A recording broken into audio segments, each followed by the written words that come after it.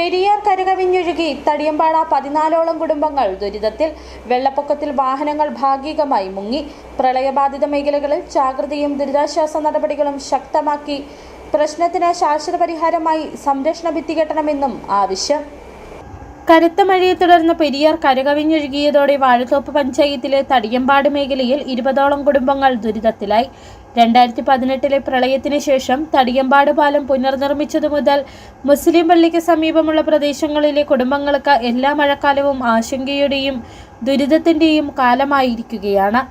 പഞ്ചായത്തിലെ 4-ാം വാർഡ് ഉൾപ്പെടുന്ന ഈ ഭാഗത്ത് ഇന്നലെ രാത്രിയോടെ വെള്ളം കയറി പാർക്ക് ചെയ്തിരുന്ന വാഹനങ്ങൾ ഭാഗികമായി മുങ്ങി.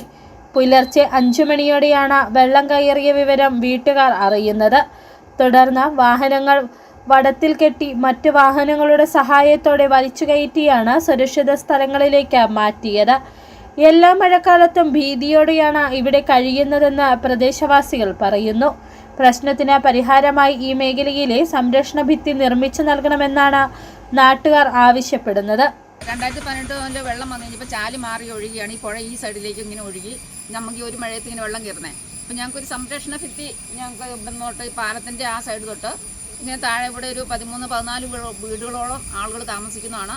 വീടുകളുമുണ്ട്, കുട്ടികളും പ്രായമായവരും രോഗികളും ഒരു പള്ളിയും എല്ലാ സംഭവങ്ങളും ഉണ്ട്. ഇതിനെല്ലാം സംരക്ഷണമായിട്ട് ഒരു മാൾ വാർത്തു തന്നിരുന്നെങ്കിൽ ഞങ്ങൾക്ക് സുരക്ഷിതമാണ്. തടിയമ്പാട് ചെറുതോണി റോഡിന്റെ വിവിധ ഭാഗങ്ങളിലും പ്രധാന റോഡുകളിലും ഇതിനോടകം മണ്ണിടിച്ചിൽ റിപ്പോർട്ട് ചെയ്തിട്ടുണ്ട്.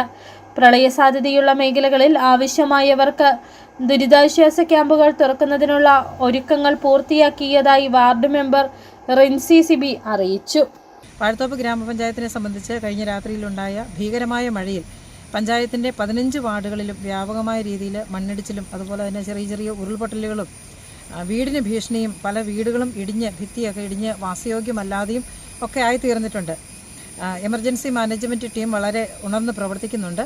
അതിൻ്റെ ഫലമായിട്ട് ക്യാമ്പ് തുറക്കാനുള്ള സംവിധാനങ്ങളൊക്കെ ക്രമീകരിച്ചിട്ടുണ്ടെന്നാണ് വില്ലേജ് ഓഫീസർ അറിയിച്ചിരിക്കുന്നത്. വാർഡ് മെമ്പർമാരെ കോൺടാക്ട് ചെയ്ത് ഏതെങ്കിലും വിധത്തിലുള്ള ദുരിതങ്ങൾ അനുഭവിക്കുന്നവരുണ്ടെങ്കിൽ ക്യാമ്പുകളിലേക്ക് മാറ്റാനുള്ള സംവിധാനങ്ങളും നിലവിൽ തയ്യാറായിട്ടുണ്ട്.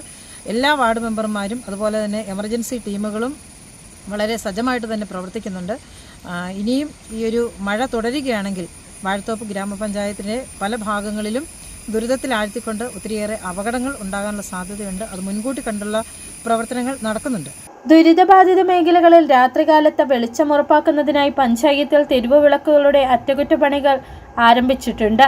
2018 പ്രളയത്തിൽ ഏറ്റവും കൂടുതൽ ദുരിതം അനുഭവിച്ച പഞ്ചായത്തുകളിലൊന്നായ വാഴത്തോപ്പിൽ നിലവിലെ ശക്തമായ മഴയിലും വിവിധ ഭാഗങ്ങളിൽ മണ്ണിടിച്ചിലുകൾ റിപ്പോർട്ട് ചെയ്ത സാഹചര്യത്തിൽ ജാഗ്രത ശക്തമാക്കിയിരിക്കുകയാണ്. City vision Idukki.